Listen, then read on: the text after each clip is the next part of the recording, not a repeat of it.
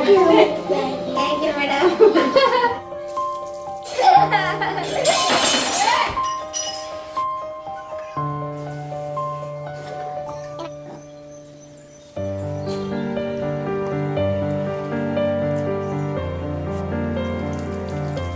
ಈ ಅಭ್ಯಾಸಗಳು ನಿಮಗಿದ್ರೆ ನಿಮ್ಮ ಅಡುಗೆ ಮನೆಯೂ ಸದಾ ಸ್ವಚ್ಛವಾಗಿರುತ್ತೆ. Hello everyone, welcome back to our channel Chandra's home world.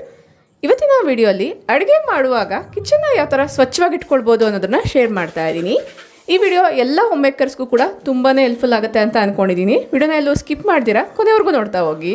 Video ನೋಡೋದಕ್ಕಿಂತ ಮುಂಚೆ ನೀವೇನಾದ್ರು ನಮ್ಮ ಚಾನಲ್ನ ಫಸ್ಟ್ ಟೈಮ್ ವಿಸಿಟ್ ಮಾಡ್ತಾ ಇದ್ರೆ ಈಗಲೇ ಸಬ್ಸ್ಕ್ರೈಬ್ ಮಾಡಿಕೊಂಡು ಪಕ್ಕದಲ್ಲಿರುವಂಥ ಬೆಲ್ ಐಕನ್ನ ಕ್ಲಿಕ್ ಮಾಡಿ. ಬೆಲ್ ಐಕನ್ ಕ್ಲಿಕ್ ಮಾಡಿ ಆಲೋನೋ ಆಪ್ಷನ್ ಕ್ಲಿಕ್ ಮಾಡೋದ್ರಿಂದ ನಾನು ನೆಕ್ಸ್ಟ್ ವಿಡಿಯೋ ಹಾಕಿದ ಕೂಡಲೇ ನಿಮಗೆ ನೋಟಿಫಿಕೇಶನ್ಸ್ ಅನ್ನೋದು ಬರುತ್ತೆ. ನೀವೇ ಫಸ್ಟಾಗಿ ನಮ್ಮ ವಿಡಿಯೋಸ್ನ ನೋಡ್ಬೋದು. ಇನ್ನು without delay let start the video. ಇಲ್ಲಿ ನೀವು ಅಬ್ಸರ್ವ್ ಮಾಡಿದ್ರೆ ಕಿಚನ್ ತುಂಬಾ ನೀಟ್ ಅಂಡ್ ಕ್ಲೀನ್ ಆಗಿ ಕಾಣಿಸ್ತಾ ಇದೆ. ಇಂದಿನ ದಿನ ರಾತ್ರಿಯಲ್ಲಿ ಕಿಚನ್ ಕ್ಲೀನಿಂಗ್ ರೊಟೀನ್ ಫಾಲೋ ಮಾಡಿರೋದ್ರಿಂದ ನೆಕ್ಸ್ಟ್ ಡೇ ಮಾರ್ನಿಂಗ್ಗೆನೆ ಕಿಚನ್ ತುಂಬಾ ಸ್ವಚ್ಛವಾಗಿ ಕಾಣಿಸುತ್ತೆ. ಕೆಲವೊಂದು ಐಟಮ್ಸ್ನೆಲ್ಲ ಕೂಡ ನಾನು ಕೌಂಟರ್ ಮೇಲೆ ಇಟ್ಟಿದ್ದೆ, ಅವುಗಳನ್ನೆಲ್ಲ ತೆಗೆದು ಅದರ ಜಾಗದಲ್ಲಿ ಜೋಡಿಸ್ಕೊಳ್ತಾ ಇದ್ದೀನಿ. ಇನ್ನು ಡಿಟಾಕ್ಸ್ ವಾಟರ್ ವಿಚಾರಕ್ಕೆ ಬರೋದಾದರೆ, ಕೆಟಲಲ್ಲಿ ಇಂದಿನ ದಿನ ರಾತ್ರಿಯಲ್ಲೇ ಚಕ್ಕೆನ ನೆನೆಸಿಟ್ಟಿದ್ದೆ. ಅದೇ ನೀರನ್ನ ಚೆನ್ನಾಗಿ ಬಿಸಿ ಮಾಡಿಕೊಂಡು ಒಂದು ಗ್ಲಾಸ್ಗೆ ಹಾಕಿ ಇಟ್ಕೊಂಡಿದ್ದೀನಿ. ಈ ನೀರು ಸ್ವಲ್ಪ ಉಗುರು ಬೆಚ್ಚಗಾದ್ಮೇಲೆ ನಿಂಬೆಹಣ್ಣಿನ ರಸ ಮತ್ತು ಜೇನುತುಪ್ಪನ ಸೇರಿಸ್ಕೊಳ್ಬೋದು. ಹನಿ ಆಪ್ಷನಲ್ಲೂ ಇಂಟ್ರೆಸ್ಟ್ ಇದ್ದರೆ ಸೇರಿಸ್ಕೊಳ್ಬೋದು. ಫೇಸ್ಗೆ ಯಾವ ಥರ ಕ್ಲೆನ್ಸಿಂಗ್ ಬೇಕಾಗುತ್ತೋ ಅದೇ ಥರ ನಮ್ಮ ಬಾಡಿಗೂ ಕೂಡ ಕ್ಲೆನ್ಸಿಂಗ್ ಅನ್ನೋದು ತುಂಬ ಇಂಪಾರ್ಟೆಂಟ್ ಆಗುತ್ತೆ. ಈ ಥರದ ನೀರನ್ನ ಖಾಲಿ ಹೊಟ್ಟೆಯಲ್ಲಿ ತಗೊಳ್ಳೋದ್ರಿಂದ ಕ್ಲೆನ್ಸಿಂಗ್ ಪ್ರಾಸೆಸ್ ಅನ್ನೋದು ಕರೆಕ್ಟಾಗಿ ವರ್ಕ್ ಆಗುತ್ತೆ. ಬಾಡಿಯಲ್ಲಿರುವಂಥ ಇಂಪ್ಯೂರಿಟೀಸ್ನೆಲ್ಲ ತೆಗೆದು ಪ್ಯೂರಿಫೈ ಮಾಡೋಕ್ಕೆ ತುಂಬ ಹೆಲ್ಪ್ ಆಗುತ್ತೆ.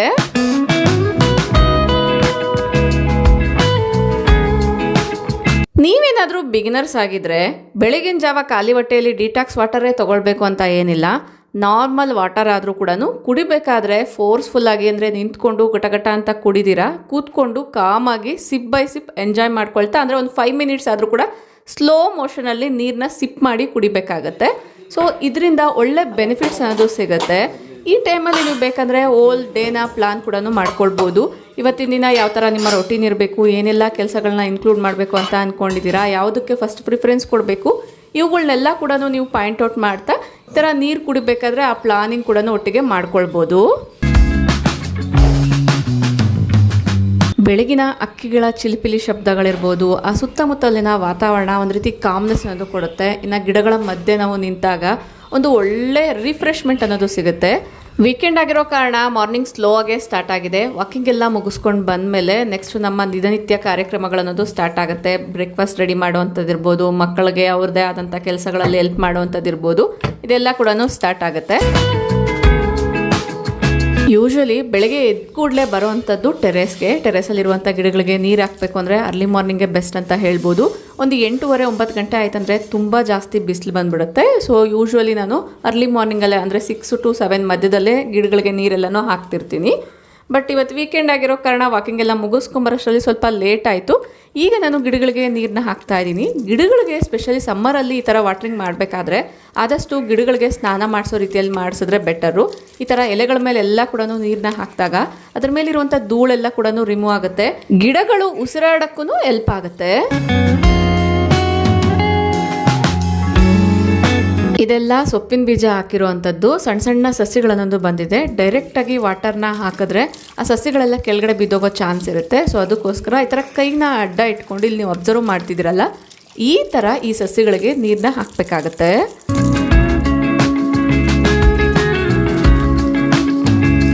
ಸಮ್ಮರಲ್ಲಿ ಸುಮಾರು ಜನಕ್ಕೆ ಮಾರ್ನಿಂಗ್ ಡಲ್ನೆಸ್ ಅನ್ನೋದು ಇರುತ್ತೆ. ಆ ಡಲ್ನೆಸ್ಸಿಂದ ಹೊರಗಡೆ ಬರಬೇಕು ಅನ್ನೋದಾದರೆ ನಿಮ್ಮ ಬಾಡಿನ ಆದಷ್ಟು ಆ್ಯಕ್ಟಿವ್ ಆಗಿ ಇಟ್ಕೊಳ್ಬೇಕಾಗತ್ತೆ. ಅಂದರೆ ಅರ್ಲಿ ಮಾರ್ನಿಂಗ್ಗೆ ನೀವು ಈ ಥರ ಸ್ಲೋ ಆಗಿ ಸ್ಟಾರ್ಟ್ ಮಾಡೋದ್ರಿಂದ ಬಾಡಿ ಬೇಗನೆ ಪ್ರೊಡಕ್ಟಿವ್ ಆಗಿ ವರ್ಕ್ ಆಗೋಕ್ಕೆ ಸ್ಟಾರ್ಟ್ ಆಗುತ್ತೆ. ಆ ಒಂದು 5 to 10 ಮಿನಿಟ್ಸಲ್ಲಿ ರೀಚಾರ್ಜ್ ಆಗೋಕ್ಕೆ ಸ್ವಲ್ಪ ಟೈಮ್ ಅನ್ನೋದು ತೊಗೊಳುತ್ತೆ. ಒನ್ಸ್ ರೀಚಾರ್ಜ್ ಆದರೆ ಡೇ ಪ್ರೊಡಕ್ಟಿವ್ ಆಗಿ ತುಂಬ ಆ್ಯಕ್ಟಿವ್ ಆಗಿ ಎಲ್ಲ ಕೆಲಸಗಳನ್ನ ಮಾಡ್ಕೊಳ್ತೀವಿ. ಇನ್ನು ಈಗ ಮಕ್ಕಳು ವಾಕಿಂಗ್ ಹೋಗೋಕ್ಕೆ ರೆಡಿ ಆಗ್ತಿದ್ದಾರೆ. ಯೂಶ್ವಲಿ ಪೋನಿನ ಹಾಕ್ತಾ ಇರ್ತೀನಿ, ಬಟ್ ಅಲ್ಲೆಲ್ಲ ಸ್ವೆಟ್ ಆಗುತ್ತೆ ಅನ್ನೋ ಕಾರಣ ಈ ಥರ ಸ್ವಲ್ಪ ಲೂಸ್ ಆಗಿ ಜಡೆನ ಹಾಕ್ತೀನಿ.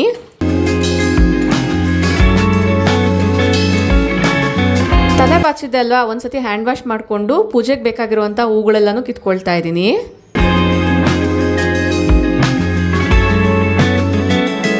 ಇತ್ತೀಚೆಗೆ ಹಾಗೆ ನಿಮ್ಮಲ್ಲಿ ಒಬ್ರಿಬ್ರು ಕಮೆಂಟ್ ಮಾಡ್ತಿದ್ದೀರಾ, ಸ್ವಲ್ಪ ಸ್ಲೋ ಆಗಿ ವಾಯ್ಸ್ ಓವರ್ನ ಕೊಡಿ, ತುಂಬ ಜಾಸ್ತಿ ಸ್ಪೀಡ್ ಆಗ್ತಿದೆ ಅಂತ ಹೇಳ್ತಿದ್ದೀರಾ.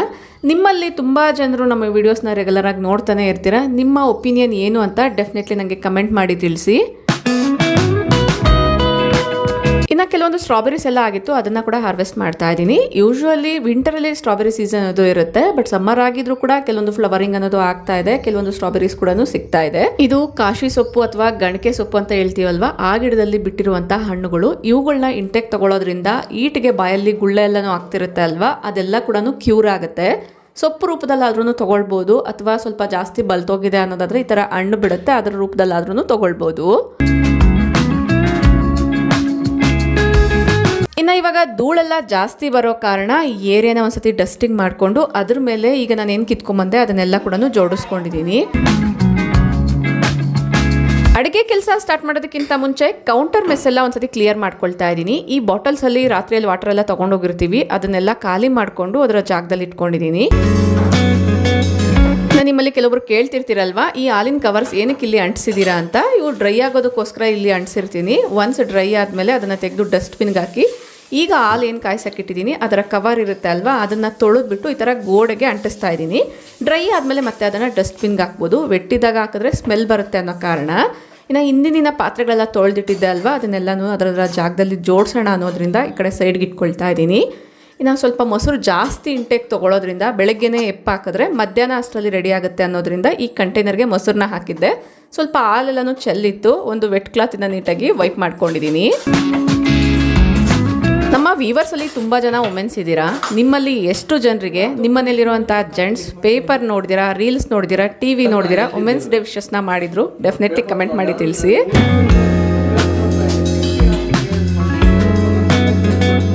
ಬಟ್ ನಮ್ಮ ಮನೆಯಲ್ಲಿ ಸ್ವಲ್ಪ ಡೇಟ್ ಏನೋ ಕನ್ಫ್ಯೂಷನ್ ಆಗಿ ಬೇಗ ವಿಶ್ ಏನು ಮಾಡಿರಲಿಲ್ಲ.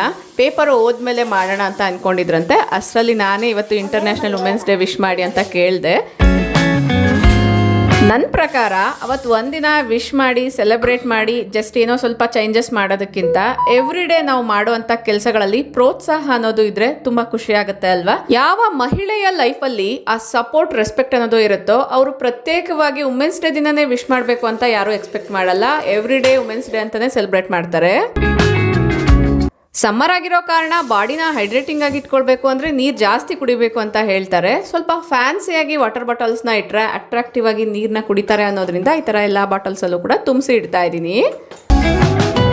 2 ಡೇಸ್ ಬ್ಯಾಕ್ ಒಂದು ಕುಟಾಣಿನ ತೊಗೊಂಡು ಬಂದಿದ್ದೆ. ನಮ್ಮ ಮನೇಲಿ ಈಗಾಗಲೇ 2 ಕುಟಾಣಿ ಇದೆ, ಬಟ್ ಇದು ಗ್ರಾನೈಟ್ ಸ್ಟೋನ್ದು. ನೋಡ್ತಿರ್ಬೋದು ಎಷ್ಟು ಕ್ಯೂಟ್ ಆಗಿದೆ ಅಂತ. ಇದನ್ನು ಸ್ವಲ್ಪ ಸೀಸನಿಂಗ್ ಮಾಡಬೇಕು, ಸೊ ಅದಕ್ಕೋಸ್ಕರ ಹೊರಗಡೆ ತೆಗೆದಿಟ್ಟಿದ್ದೀನಿ. ಮನೆಯವರೇ ಕಾಫಿನ ರೆಡಿ ಮಾಡಿ ಇಟ್ಟಿದ್ದಾರೆ. ಈಗ ನಾನು ಅದನ್ನು ಮಿನಿ ಕಪ್ಸಲ್ಲಿ ಹಾಕಿ ಸರ್ವ್ ಮಾಡ್ತೀನಿ. ಈ ಮಿನಿ ಕಪ್ಸ್ನ ನಾನು ರೀಸೆಂಟಾಗಿ ಬೈ ಮಾಡಿದ್ದೆ.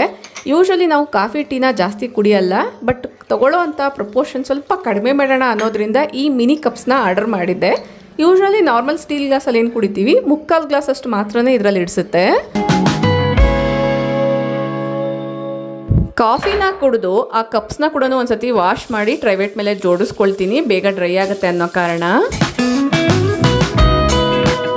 ರೀಸೆಂಟಾಗಿ ನನ್ನ ಕಿಚನ್ ಕೌಂಟರ್ ಟಾಪ್ನ ಮೇಕ್ ಓವರ್ ಮಾಡಿದ್ದೆ. ಅದಕ್ಕೆ ಸಂಬಂಧಪಟ್ಟಿರುವಂಥ ಡೀಟೇಲ್ಸ್ನ ಲಾಸ್ಟ್ ವಿಡಿಯೋದಲ್ಲಿ ಶೇರ್ ಮಾಡಿದ್ದೀನಿ. ಆ ವಿಡಿಯೋ ಲಿಂಕ್ನ ಮೇಲೆ ಕಾಣುವಂಥ ಐ ಬಟನಲ್ಲಿ ಇಲ್ಲಾಂದರೆ ಎಂಡ್ ಕಾರ್ಡಲ್ಲಿ ಕೊಟ್ಟಿರ್ತೀನಿ. ಇಂಟ್ರೆಸ್ಟ್ ಇರೋರು ಚೆಕ್ ಮಾಡಿ. ನೀವೇನಾದರೂ ಪ್ಲಾಂಟ್ ಲವರ್ಸ್ ಆಗಿದ್ರೆ ನಿಮ್ಗೊಂದು ಟ್ರಿಕ್ನ ಹೇಳ್ತೀನಿ ನೋಡಿ. ಯೂಶಲಿ ಸಮ್ಮರಲ್ಲಿ ಪ್ಲಾಂಟ್ಸ್ ತುಂಬ ಡಸ್ಟಿ ಆಗಿರುತ್ತೆ. ಆ ಎಲೆಗಳ ಮೇಲಿರುವಂಥ ಧೂಳೆಲ್ಲ ತೆಗಿಬೇಕು ಅಂದರೆ ಪ್ರತಿನಿತ್ಯ ನೀರನ್ನ ಸ್ಪ್ರಿಂಕಲ್ ಮಾಡಬೇಕಾಗತ್ತೆ, ಅಥವಾ ಸ್ನಾನ ಮಾಡಿಸೋ ರೀತಿಯಲ್ಲಿ ನೀರನ್ನ ಹಾಕಬೇಕಾಗತ್ತೆ. ಕೈಯಲ್ಲಿ ಸ್ಪ್ರಿಂಕಲ್ ಮಾಡ್ತೀವಿ ಅಂದರೆ ಸುಮಾರಷ್ಟು ಗಿಡ ಇಟ್ಕೊಳ್ಳೋರಿಗೆ ಇದು ಪಾಸಿಬಲ್ ಆಗಲ್ಲ. 1-2 ಗಿಡ ಇದ್ದರೆ ಪರವಾಗಿಲ್ಲ, ಸುಮಾರಷ್ಟು ಗಿಡಗಳನ್ನ ಇಟ್ಕೊಳ್ತೀರಾ ಅನ್ನೋದಾದರೆ ಈ ಥರದ ಸ್ಪ್ರೇ ಬಾಟಲ್ಸ್ ಆನ್ಲೈನಲ್ಲಿ ಸಿಗುತ್ತೆ. ಇವುಗಳನ್ನ ಒನ್ಸ್ ನೀವು ಬೈ ಮಾಡೋದಾದರೆ ಸುಮಾರಷ್ಟು ವರ್ಷಗಳವರೆಗೂ ಕೂಡ ನೀವು ಗಿಡಗಳನ್ನ ಮೇಂಟೈನ್ ಮಾಡೋದು ತುಂಬ ಈಸಿ ಆಗುತ್ತೆ. ಇದರಲ್ಲಿ ವಾಟರ್ನ ಹಾಕ್ಕೊಂಡು ಇಲ್ಲಿ ತೋರಿಸ್ತಿದ್ದೀನಲ್ವ, ಸೊ ಈ ಥರ ಪ್ರೆಸ್ ಮಾಡಿದ್ರೆ ಈಸಿಯಾಗಿ ಪ್ರೆಷರ್ ಅನ್ನೋದು ಜನರೇಟ್ ಆಗಿ ಜಸ್ಟ್ ಬಟನ್ನ ಕ್ಲಿಕ್ ಮಾಡಿದ ಕೂಡಲೇ ನೀರು ಸ್ಪ್ರಿಂಕಲ್ ಅನ್ನೋದು ಆಗುತ್ತೆ. ಈ ಒಂದು ಸ್ಪ್ರೇಯಿಂದ ಎಲೆಗಳ ಮೇಲಿರುವಂಥ ಡಸ್ಟ್ ಎಲ್ಲನೂ ಈಸಿಯಾಗಿ ರಿಮೂವ್ ಆಗುತ್ತೆ. ಎಲೆಗಳ ಮೇಲೆ ಒಂದು ರೀತಿ ಶೈನಿಂಗ್ ಅನ್ನೋದು ಬರುತ್ತೆ. ಗಿಡಗಳಿಗೂ ಕೂಡ ರಿಫ್ರೆಶ್ಮೆಂಟ್ ಅನ್ನೋದು ಸಿಗುತ್ತೆ.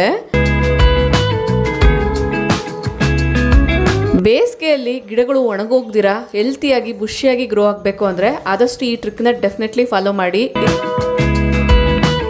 ಮನೆಯ ಸುತ್ತಮುತ್ತ ಸುಮಾರಷ್ಟು ಕನ್ಸ್ಟ್ರಕ್ಷನ್ ವರ್ಕ್ಸ್ ನಡೀತಾ ಇರೋದ್ರಿಂದ ಧೂಳು ಅನ್ನೋದು ತುಂಬ ಜಾಸ್ತಿನೇ ತುಳಸಿ ಗಿಡದ ಮೇಲೆ ಅಕ್ಯುಮುಲೇಟ್ ಆಗಿತ್ತು. ಇನ್ನು ಎದುರುಗಡೆ ಇರುವಂಥ ಮರ ಕೂಡ ಕಟ್ ಮಾಡಿದ್ರಿಂದ ಆ ನೆರಳು ಅನ್ನೋದು ಇರಲಿಲ್ಲ. ಯೂಶ್ವಲಿ ಮರಗಳಿದ್ರೆ ಡಸ್ಟ್ ನಾವು ಅಬ್ಸರ್ವ್ ಮಾಡ್ಕೊಳ್ಳುತ್ತೆ. ಬಟ್ ಈ ಗಿಡದ ಮೇಲೆ ಸುಮಾರಷ್ಟು ಧೂಳು ಅನ್ನೋದು ಕುತ್ಕೊಂಡು ಎಲೆಗಳೆಲ್ಲ ಸಣ್ಣ ಸಣ್ಣದಾಗಿ ಕಡ್ಡಿ ಥರ ಆಗಿಬಿಟ್ಟಿತ್ತು. ಸೊ ಗಿಡನ ರಿಪ್ಲೇಸ್ ಮಾಡೋಣ ಅನ್ನೋದ್ರಿಂದ ಆ ಮಣ್ಣೆಲ್ಲ ಕೂಡ ತೆಗೆಸ್ತಾ ಇದ್ದೆ. ಅಷ್ಟರಲ್ಲಿ ಮಕ್ಕಳು ಪಾರ್ಕಿಂದ ಬಂದು ನೀರನ್ನ ಕುಡಿಬೇಕು ಅಂತ ಬಾಟಲ್ನ ತಗೊಂಡು ನೀರು ಕುಡಿತಾ ಇದ್ದಾರೆ. ವಿತಿನ್ ಒಂದು ಹಾಫ್ ಅನ್ ಅವರಲ್ಲಿ ಈ ಬಾಟಲ್ಸಲ್ಲಿ 2 ಬಾಟಲ್ ನೀರನ್ನ ಕುಡಿದಿದ್ರು. ಅಂದರೆ ಮಕ್ಕಳು ನೀರು ಕುಡಿಯುವಂಥ ಬಾಟಲ್ಸ್ನ ಆದಷ್ಟು ಅಟ್ರಾಕ್ಟಿವ್ ಆಗಿ ಶೋ ಆಫ್ ಮಾಡಿದ್ರೆ ಅದರೊಳಗಡೆ ಸಬ್ಜಾ ಚಿಯಾ ಸೀಡ್ಸ್ನ ಹಾಕಿದಾಗ ಅಥವಾ ಈ ಥರ ರಿಫ್ರೆಶ್ಮೆಂಟ್ ಎಲೆಗಳನ್ನ ಹಾಕಿದಾಗ ನೋಡೋಕ್ಕೂ ಕೂಡ ತುಂಬ ಅಟ್ರಾಕ್ಟಿವ್ ಆಗಿರುತ್ತೆ. ಸ್ವಲ್ಪ ಕ್ಯೂರಿಯಾಸಿಟಿಯಿಂದ ಫೀಲ್ ಆಗಿ ಕುಡಿಬೇಕಾದ್ರೆ ತುಂಬಾ ಎಂಜಾಯ್ ಮಾಡ್ತಾರೆ. ವೆಟ್ ವೇಸ್ಟ್ ತಗೊಂಡೋಗೋರು ಬಂದಿದ್ರು, ಅದನ್ನ ಕೊಟ್ಟು ಡಸ್ಟ್ಬಿನ್ ಕೂಡ ನೀಟಾಗಿ ವಾಶ್ ಮಾಡಿ ಒಣಗ್ಸಕ್ಕೆ ಇಡ್ತಿದ್ದಾರೆ. ಇವತ್ತಿನ ಹೆಲ್ತಿ ಬ್ರೇಕ್ಫಾಸ್ಟ್ ರೆಸಿಪಿ ಹಾಗಲಕಾಯಿ ಪಲ್ಯದ ಜೊತೆಗೆ ಚಪಾತಿ. ಹಾಗಲಕಾಯಿ ತಿನ್ಬೇಕಾದ್ರೆ ಕಹಿ ಅಂತ ಫೀಲ್ ಆಗೋರು, ಮಕ್ಕಳಿಗೆ ಇಷ್ಟ ಆಗಲ್ಲ ಅಂತ ಹೇಳೋವಂಥವ್ರು ಈ ಒಂದು ರೆಸಿಪಿನ ನಾನು ಹೇಳೋ ಮೆಥಡಲ್ಲಿ ಫಾಲೋ ಮಾಡೋದಾದ್ರೆ ಡೆಫಿನೆಟ್ಲಿ ಎಲ್ಲರೂ ಇಷ್ಟಪಡ್ತೀರಾ. ಫಸ್ಟಿಗೆ ನಾನು ಹಾಗಲಕಾಯಿನ ಸಣ್ಣದಾಗಿ ಹೆಚ್ಚಿಟ್ಕೊಂಡಿದ್ದೀನಿ. ಇದರಲ್ಲಿ ಸ್ವಲ್ಪ ಉಪ್ಪು ಅರಿಶಿನ ಹಾಕ್ಬಿಟ್ಟು ಇಲ್ಲಿ ತೋರಿಸ್ದಂಗೆ ಒಂದು ಸ್ವಲ್ಪ ಚೆನ್ನಾಗಿ ಮಿಕ್ಸ್ ಮಾಡಿ ಸೈಡ್ಗೆ ಇಟ್ಕೊಳ್ತೀನಿ. ಒಂದು 5-10 ನಿಮಿಷಕ್ಕೆ ಅದರಲ್ಲಿ ನೀರು ಅನ್ನೋದು ಬಿಟ್ಕೊಳ್ಳುತ್ತೆ. ಇನ್ನು ಈ ಪಲ್ಯಕ್ಕೆ ಈರುಳ್ಳಿ ತಗೊಳ್ಳೋಣ ಅಂತ ಬಂದೆ. ಸೊ ಆಲ್ರೆಡಿ ಓಪನ್ ಮಾಡಿದ್ದಿದ್ದು ಪಾಕೆಟ್ ಖಾಲಿ ಆಗಿತ್ತು. ಈಗ ಇದನ್ನು ಓಪನ್ ಮಾಡಿಕೊಂಡು ಅದ್ರ ಮೇಲಿರುವಂಥ ಸಿಪ್ಪೆ ಎಲ್ಲ ಕೂಡ ಸೈಡ್ಗೆ ತೆಗೆದು ಇಟ್ಕೊಳ್ತಾ ಇದ್ದೀನಿ. ಇನ್ನೂ ಕಸ ಎಲ್ಲನೂ ಗುಡಿಸಿರ್ಲಿಲ್ಲ ಈ ಜಾಗದಲ್ಲಿ. ಸೊ ಸಿಪ್ಪೆನ ಹಂಗೆ ಸೈಡ್ಗೆ ಇಟ್ಟಿದ್ದೀನಿ, ಕಸ ಗುಡಿಸ್ಬೇಕಾದ್ರೆ ಎತ್ತಾಕ್ತಾರೆ ಅನ್ನೋದ್ರಿಂದ. ರೆಸಿಪಿನ ಕಂಟಿನ್ಯೂ ಮಾಡೋದಾದ್ರೆ 2 ಟೊಮೊಟೊನ ತೊಗೊಂಡಿದ್ದೀನಿ, 1 ಆನಿಯನ್ನ ತೊಗೊಂಡಿದ್ದೀನಿ.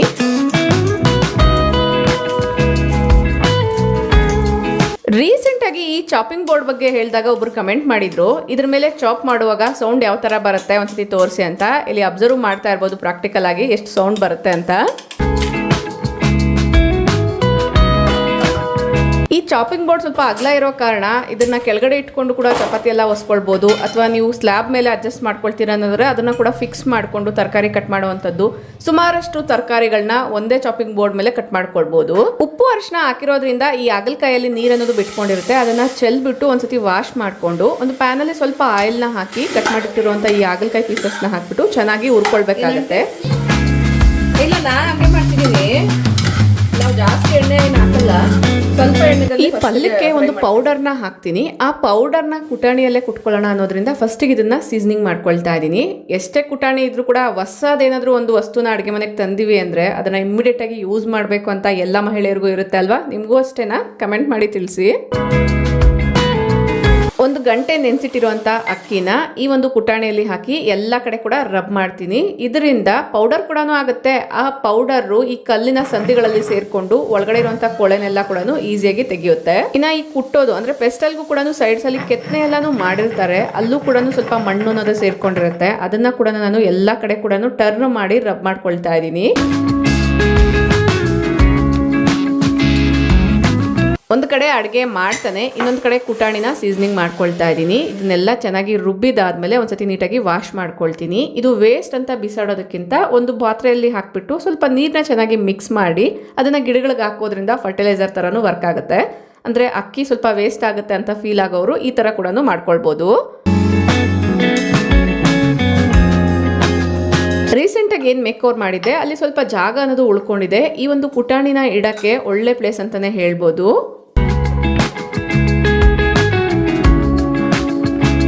ಒಂದು ಕಡೆ ಅಡುಗೆ ಕೆಲಸ ನಡೀತಾ ಇದೆ, ಇನ್ನೊಂದು ಕಡೆ ಮನೆ ಕ್ಲೀನಿಂಗ್ ಕೂಡ ನಡೀತಾ ಇದೆ. ಒಟ್ಟೊಟ್ಟಿಗೆ ಎಲ್ಲದನ್ನ ಬ್ಯಾಲೆನ್ಸ್ ಮಾಡ್ತಾ ಇದ್ದೀನಿ.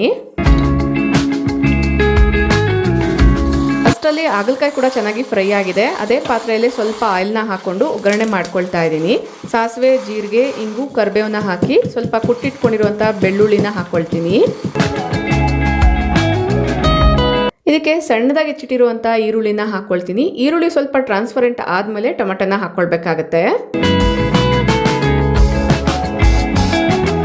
ಇನ್ನು ನಮ್ಮ ಫ್ಲೋರ್ ನೋಡ್ತಿದ್ದೀರಲ್ವಾ ಎಷ್ಟೊಂದು ಶೈನಿ ಆಗಿದೆ ಅಂತ. ಸುಮಾರು 8 ವರ್ಷಗಳಿಂದ ನಾನು ಯಾವುದೇ ಥರದ ಫ್ಲೋರ್ ಕ್ಲೀನರ್ಸ್ನ ಯೂಸ್ ಮಾಡ್ತಾ ಇಲ್ಲ. ಮನೆಯಲ್ಲೇ ಲಿಕ್ವಿಡ್ಸ್ನ ತಯಾರಿ ಮಾಡಿ ಅದೇ ಲಿಕ್ವಿಡ್ಸ್ನ ಯೂಸ್ ಮಾಡ್ತೀನಿ.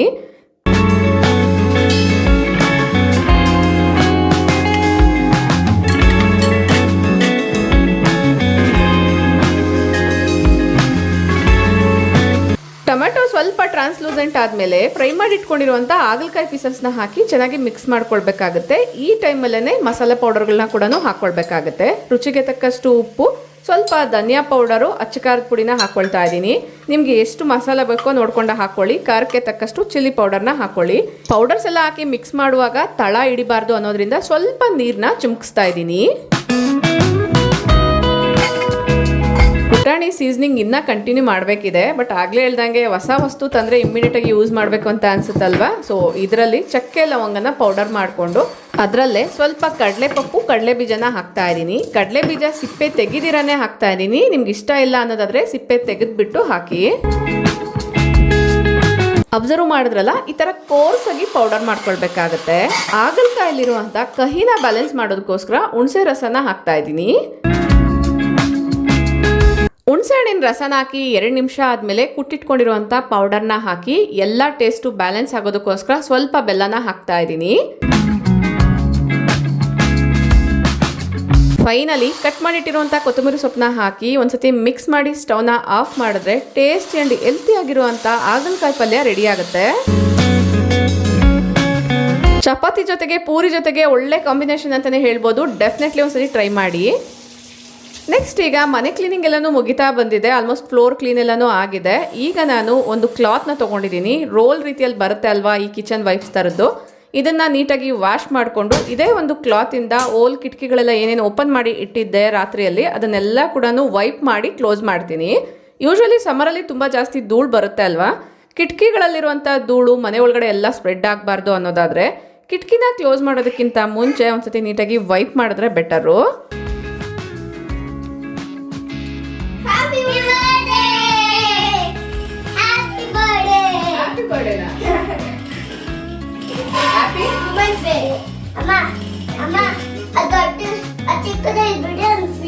ವಿಡಿಯೋ ನ್ಯಾಚುರಲ್ ಆಗಿರ್ಲಿ ಅನ್ನೋದ್ರಿಂದ ಕೆಲವೊಂದು ಕ್ಲಿಪ್ಪಿಂಗ್ಸ್ಗೆ ವಾಯ್ಸ್ ಓವರ್ ಕೊಡ್ದಿರಾ ಡೈರೆಕ್ಟ್ ವಾಯ್ಸ್ನೇ ಬಿಟ್ಟಿದ್ದೀನಿ. ಯೂಶಲಿ ಪ್ರತಿ ರೂಮಲ್ಲೂ ಕೂಡ 1 ರಿಂದ 2 ಕಿಟಕಿನ ಓಪನ್ ಮಾಡಿ ಬಿಟ್ಟಿರ್ತೀನಿ. ಪ್ರತಿನಿತ್ಯ ಫ್ಲೋರ್ ಕ್ಲೀನ್ ಆದಮೇಲೆ ಈ ಥರ ವೈಪ್ ಮಾಡಿಬಿಟ್ಟು ಕ್ಲೋಸ್ ಮಾಡ್ತೀನಿ. ಇದರಿಂದ ಡಸ್ಟ್ ಏನಿರುತ್ತೆ ಅದನ್ನು ಅಲ್ಲೇ ರಿಮೂವ್ ಮಾಡ್ಬೋದು. ವೆಟ್ ಕ್ಲಾತ್ ಆಗಿರೋದ್ರಿಂದ ಬೇರೆ ಕಡೆ ಸ್ಪ್ರೆಡ್ ಆಗದಿರ ಇರುತ್ತೆ. ಯೂಶಲಿ ಫಸ್ಟ್ ನಾನು ಬಟ್ಟೆನ ಯೂಸ್ ಮಾಡ್ತಿದ್ದೆ. ಪ್ರತಿನಿತ್ಯನೂ ಬಟ್ಟೆನ ವಾಶ್ ಮಾಡಬೇಕಾಗಿತ್ತು. ಸೊ ಅದಕ್ಕೋಸ್ಕರ ಈ ಕ್ಲಾತ್ನ ಯೂಸ್ ಮಾಡ್ತಾ ಇದ್ದೀನಿ. ತುಂಬ ಜಾಸ್ತಿ ಕ್ಲಾತ್ ಕೊಳೆ ಆಗಿದೆ ಅನ್ನೋದಾದರೆ ಡೈರೆಕ್ಟಾಗಿ ಡಸ್ಟ್ಬಿನ್ಗೆ ಹಾಕ್ಬೋದು. ಇಲ್ಲ ನಾರ್ಮಲ್ ಕೊಳೆ ಇದೆ ಅನ್ನೋದಾದರೆ ವಾಶ್ ಮಾಡಿ ರಿಯೂಸ್ ಮಾಡ್ಬೋದು ಅನ್ನೋದ್ರಿಂದ. ಮಕ್ಕಳು ಇನ್ನೊಂದ್ಸತಿ ಪಾರ್ಕ್ ಹೋಗಿ ಬಂದು ಮತ್ತೆ ನೀರು ಕುಡಿತಾ ಇದ್ದಾರೆ. ಇಲ್ಲಿ ಅಬ್ಸರ್ವ್ ಮಾಡ್ಬೋದು. ಈ ಗ್ಲಾಸಸ್ಸು ಕೂಡ ಸ್ವಲ್ಪ ಫ್ಯಾನ್ಸಿ ಆಗಿರೋ ಕಾರಣ ಇದರಲ್ಲಿ ಕೂಡ ವಾಟರ್ನ ಹಾಕ್ಕೊಂಡು ಕುಡಿತಿದ್ದಾರೆ.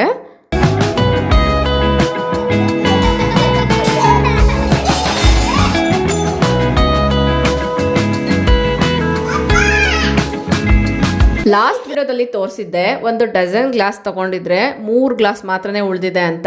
ಆ ಗ್ಲಾಸಲ್ಲಿ 1 ಗ್ಲಾಸ್ ಮತ್ತೆ ಹೊಡೆದೋಯ್ತು. ಈ ಗ್ಲಾಸ್ ಬೇರೆ ಅಷ್ಟೇ, ಸ್ವಲ್ಪ ಕೇರ್ಫುಲ್ಲಾಗಿ ಹ್ಯಾಂಡಲ್ ಮಾಡಬೇಕಾಗುತ್ತೆ. ಸ್ವಲ್ಪ ಆಚೀಚೆ ಆದರೂ ಕೂಡ ಹೊಡೆದೋಗ್ಬಿಡುತ್ತೆ. ಬಟ್ ನಾನು ಲಾಸ್ಟ್ ವಿಡಿಯೋದಲ್ಲಿ ಏನು ಹೊಸ ಗ್ಲಾಸಸ್ ಎಲ್ಲ ತರಿಸ್ಕೊಂಡಿದ್ದೆ ಅದು ಸ್ವಲ್ಪ ಸ್ಟ್ರಾಂಗ್ ಆಗಿದೆ.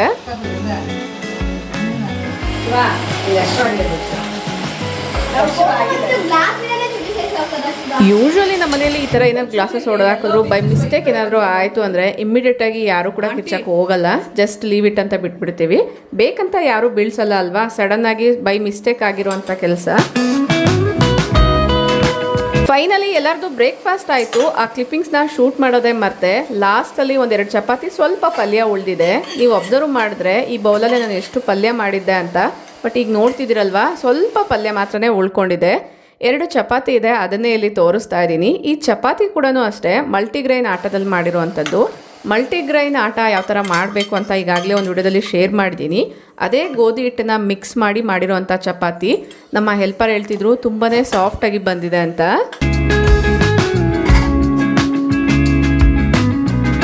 ಲೆಫ್ಟ್ ಓವರ್ಸ್ ಎಲ್ಲ ಸರ್ವಿಂಗ್ ಬೌಲ್ಸ್ಗೆ ಹಾಕಿ ಸೈಡ್ಗೆ ಇಟ್ಕೊಂಡಿದ್ದೀನಿ. ಈಗ ಕೌಂಟರ್ ಎಲ್ಲ ಕೂಡ ಒಂದ್ಸತಿ ವೈಪ್ ಮಾಡ್ಕೊಳ್ತಾ ಇದ್ದೀನಿ. ಯೂಶ್ವಲಿ ನನಗಿರೋವಂಥ ಒಂದು ಬ್ಯಾಡ್ ಹ್ಯಾಬಿಟೋ ಗುಡ್ ಹ್ಯಾಬಿಟೋ ಗೊತ್ತಿಲ್ಲ. ಅಡುಗೆ ಆದಮೇಲೆ ಕೌಂಟರ್ನ ಇಮ್ಮಿಡಿಯೇಟಾಗಿ ಕ್ಲಿಯರ್ ಮಾಡಬೇಕು. ಆಗ ಮಾತ್ರನೇ ನನ್ನ ಮೈಂಡ್ ಕ್ಲಾರಿಟಿಯಿಂದ ವರ್ಕ್ ಆಗುತ್ತೆ. ಇಲ್ಲ ಅಂದರೆ ತುಂಬ ಸ್ಟ್ರೆಸ್ ಫೀಲ್ ಆಗ್ತೀನಿ. ಹಿಂದಿನ ದಿನ ಸಂಜೆ ವಾಟರ್ ಮಿಲನ್ನ ಕಟ್ ಮಾಡಿದ್ವಿ. ಅರ್ಧ ಭಾಗದಷ್ಟು ಉಳಿದಿತ್ತು. ಅದರಲ್ಲಿ ಒಂದು ಸ್ವಲ್ಪ ನಾನು ಈಗ ಮಕ್ಕಳಿಗೆಲ್ಲ ಸರ್ವ್ ಮಾಡಿ ಉಳಿದಿರುವಂಥದ್ದನ್ನು ಒಂದು ಕಂಟೈನರ್ಗೆ ಹಾಕಿ ಫ್ರಿಜ್ಜಲ್ಲಿ ಸ್ಟೋರ್ ಮಾಡ್ತೀನಿ. ಹ್ಯಾಪಿ ವುಮೆನ್ಸ್ ಡೇ ಹೇಳು.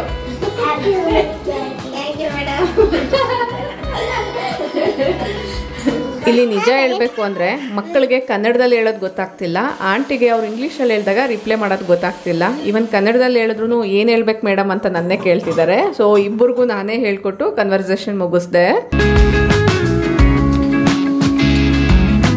ರಾಕ್ ಸಾಲ್ಟು ಕ್ರಿಸ್ಟಲ್ ಸಾಲ್ಟು ತುಂಬಿಕೊಂಡಿತ್ತು, ಅದನ್ನೆಲ್ಲ ಕೂಡ ರೀಫಿಲ್ ಮಾಡ್ಕೊಳ್ತಿದ್ದೀನಿ.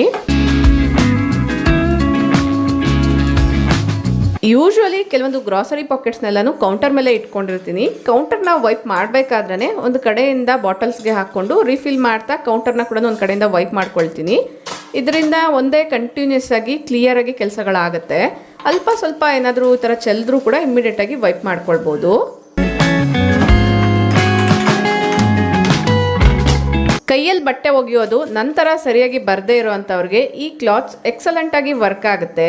ಯೂಶ್ವಲಿ ಅಡುಗೆ ಮನೆಯಲ್ಲಿ ಏನಾದರೂ ಚೆಲ್ತಾನೆ ಇರುತ್ತೆ ಅಲ್ವಾ, ಅಲ್ಲೆಲ್ಲನೂ ಚೆಲ್ಲಿದಾಗ ಈ ಬಟ್ಟೆಯಿಂದ ನೀಟಾಗಿ ವೈಪ್ ಮಾಡ್ಕೊಳ್ಬೋದು. ನಾರ್ಮಲ್ ಬಟ್ಟೆಗಳಿಂದ ವೈಪ್ ಮಾಡಿದ್ರೆ ಬ್ಯಾಡ್ ಸ್ಮೆಲ್ ಅನ್ನೋದು ಇಟ್ಕೊಂಡಿರುತ್ತೆ, ಪದೇ ಪದೇ ಬಟ್ಟೆನ ವಾಶ್ ಮಾಡಬೇಕಾಗತ್ತೆ. ಅದೇ ಈ ಕ್ಲಾತ್ಸ್ ಆದರೆ ನೀಟಾಗಿ ಒಂದು ಕಡೆಯಿಂದ ವೈಪ್ ಮಾಡ್ಕೊಳ್ಬೋದು. ಕೊಳೆ ಆಗಿದ್ರೆ ಇಮಿಡಿಯೇಟಾಗಿ ಸಿಂಕಲ್ಲೇ ವಾಶ್ ಮಾಡ್ಕೊಳ್ಬೋದು. ತೆಳ್ಳಗಿರೋ ಕಾರಣ ಬೇಗನೂ ಒಣಗುತ್ತೆ. ಇವುಗಳ ಮೇಂಟೆನೆನ್ಸ್ ಕೂಡ ಈಸಿ. ಇನ್ನು ಈ ಕುಟಾಣಿ ಸೀಸನಿಂಗ್ ವಿಚಾರಕ್ಕೆ ಬರೋದಾದರೆ ಮತ್ತೆ ನಾನು ಇದರಲ್ಲಿ ಪೌಡರ್ ಎಲ್ಲ ಕುಟ್ಟಿದ್ಮೇಲೆ ನೀಟಾಗಿ ವಾಶ್ ಮಾಡಿ ಇಟ್ಟಿದ್ದೆ. ಡ್ರೈ ಆದಮೇಲೆ ಈಗ ಆಯಿಲ್ನ ಅಪ್ಲೈ ಮಾಡ್ತಾ ಇದ್ದೀನಿ. ಆಯಿಲ್ ಅಪ್ಲೈ ಮಾಡಿದ್ಮೇಲೆ ಒಳ್ಳೆ ಶೈನಿಂಗ್ ಅನ್ನೋದು ಬರುತ್ತೆ. ನಮ್ಮ ಮನೆಯಲ್ಲಿ ಇದನ್ನ ಸೇರಿಸಿ 3 ಕುಟಾಣಿಗಳಿದೆ. ಯೂಶ್ವಲಿ ಒಂದು ಕಲ್ಲಿನ ಕುಟಾಣಿ ಬರುತ್ತೆ ಅಲ್ವಾ, ಅದಕ್ಕೆ ಪೆಸ್ಟಲ್ ಒಡೆದೋಗಿತ್ತು. ಸೊ ಅದಕ್ಕೋಸ್ಕರ ನಾನು ಪೆಸ್ಟಲ್ ತೊಗೊಳ್ಳೋಣ ಅಂತ ಲಾಸ್ಟಿಗೆ ಈ ಕುಟಾಣಿ ಇಷ್ಟ ಆಗಿ ಇದನ್ನು ತೊಗೊಂಡಿದ್ದೀನಿ. ಇದು ನೋಡೋಕ್ಕೂ ಕ್ಯೂಟಾಗಿದೆ, ಇದರಲ್ಲಿ ಕುಟ್ಕೊಳ್ಳೋದು ಕೂಡ ಈಸಿ. ಅಗಲವಾಗಿರೋ ಕಾರಣ ಕೈಯಿಂದ ತೆಗೆಯೋದು ಕೂಡ ಸುಲಭ ಆಗುತ್ತೆ. ಇದರ ಲಿಂಕ್ನ ಯಾರೂ ಕೇಳಬೇಡಿ, ಇದು ಆನ್ಲೈನಲ್ಲಿ ಪರ್ಚೇಸ್ ಮಾಡಿಲ್ಲ, ಲೋಕಲ್ ಶಾಪಲ್ಲಿ ತೊಗೊಂಡಿರುವಂಥದ್ದು. ರೀಸೆಂಟಾಗಿ ಒಂದು ಫಂಕ್ಷನ್ಗೆ ಹೋಗಿ ಬಂದಿದ್ದೆ, ಅದರಲ್ಲಿ ರಿಟರ್ನ್ ಗಿಫ್ಟ್ನ ಕೊಟ್ಟಿದ್ರು, ಅದನ್ನ ತೋರಿಸ್ತಿದ್ದೀನಿ ನೋಡಿ. ನಿಮ್ಗೆ ಯಾರಿಗಾದ್ರೂ ಐಡಿಯಾಸ್ ಬರುತ್ತೆ ಅನ್ನೋದ್ರಿಂದ. ತುಂಬ ಕ್ಯೂಟಾಗಿದೆ ಅಲ್ವಾ. ಇದನ್ನು ಏನಾದರೂ ಸ್ವಲ್ಪ ಡಿಸ್ಪ್ಲೇ ಮಾಡೋಕ್ಕೆಲ್ಲನೂ ಇಟ್ಕೊಳ್ಬೋದು, ಇಲ್ಲ ಡ್ರೆಸ್ಸಿಂಗ್ ಟೇಬಲ್ ಆರ್ಗನೈಸ್ ಮಾಡೋ ಹತ್ರ ಪಿನ್ಸು, ಸೇಫ್ಟಿ ಪಿನ್ಸ್ ಎಲ್ಲ ಯೂಸ್ ಮಾಡ್ತಿರ್ತೀವಲ್ವ, ಆ ಟಿಕ್ ಪಿನ್ಸು ಅದನ್ನೆಲ್ಲ ಹಾಕೋಕ್ಕೂ ಕೂಡ ಯೂಸ್ ಮಾಡ್ಕೊಳ್ಬೋದು.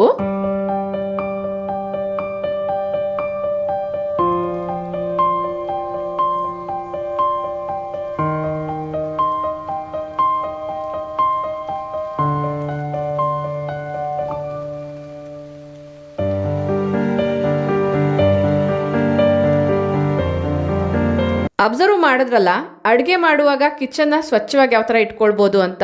ಐ ಹೋಪ್ ಈ ವಿಡಿಯೋದಲ್ಲಿ ಶೇರ್ ಮಾಡಿರುವಂಥ ಇನ್ಫಾರ್ಮೇಷನ್ ನೀವು ಅಡುಗೆ ಮಾಡುವಾಗ ನಿಮ್ಮ ಕಿಚನ್ನ ಕ್ಲೀನಾಗಿ ಇಟ್ಕೊಳ್ಳೋಕ್ಕೆ ಹೆಲ್ಪ್ಫುಲ್ ಆಗಿದೆ ಅಂತ ಅಂದ್ಕೊಂಡಿದ್ದೀನಿ. ಈ ವಿಡಿಯೋ ನಿಮಗೆ ಇಷ್ಟ ಆಯಿತು, ಯೂಸ್ಫುಲ್ ಆಯಿತು, ಇಂಟ್ರೆಸ್ಟಿಂಗ್ ಆಗಿತ್ತು ಅನ್ಸಿದ್ರೆ ಈಗಲೇ ಒಂದು ಲೈಕ್ ಮಾಡಿ, ನಿಮ್ಮ ಫ್ರೆಂಡ್ಸ್ ಆ್ಯಂಡ್ ಫ್ಯಾಮಿಲಿ ಜೊತೆಗೂ ಶೇರ್ ಮಾಡಿ. ನಿಮ್ಮ ಅನಿಸಿಕೆ ಅಭಿಪ್ರಾಯಗಳನ್ನ ಕಮೆಂಟಲ್ಲಿ ತಿಳಿಸಿ. Thank you for watching. ನಮಸ್ತೆ.